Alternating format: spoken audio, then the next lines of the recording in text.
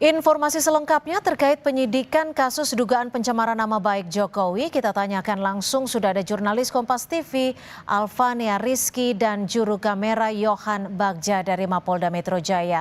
Alfa, tudingan ijazah palsu Jokowi sudah naik kini ke tahap penyidikan. Apakah sudah ada tersangka terkait kasus ini, Alfa?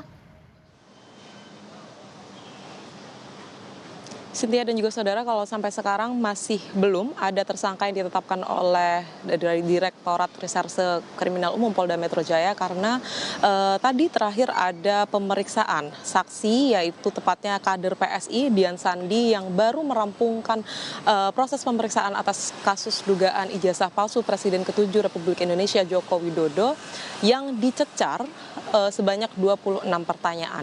Menurut Dian Sandi, ia memberikan 25% setidaknya keterangan baru untuk kemudian mendukung atau melengkapi keterangannya yang sudah disampaikan 2 kali sebelumnya ketika kasus ini masih dalam tahap penyelidikan. Dan tadi disebutkan oleh Dian Sandi, ia memberikan keterangan atas 4 perkara yang sudah ditangani Polda Metro Jaya terkait dengan 2 objek unsur pidana, yaitu ada pencemaran baik yang tentu saja sudah dilaporkan oleh Presiden ke-7 yaitu Jokowi, dan juga 3 diantaranya merupakan penghasutan.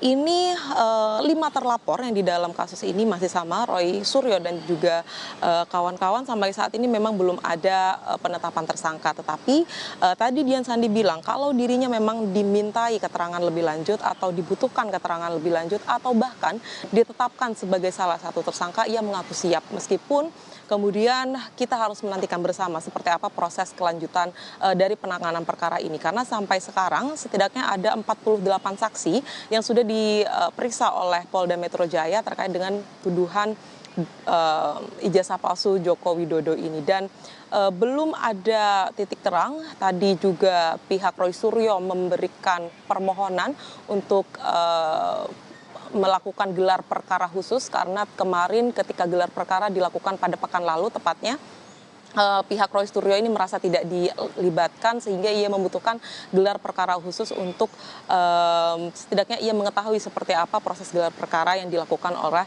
Polda Metro Jaya. Sejauh ini Cynthia dan juga saudara, Dian Sandi memberikan atau disita 2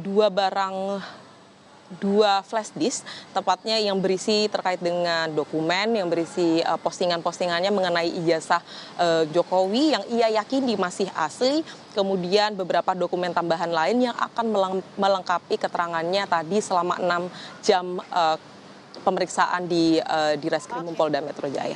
Baik, terima kasih Alfania Rizky melaporkan langsung dari Mapolda Metro Jaya.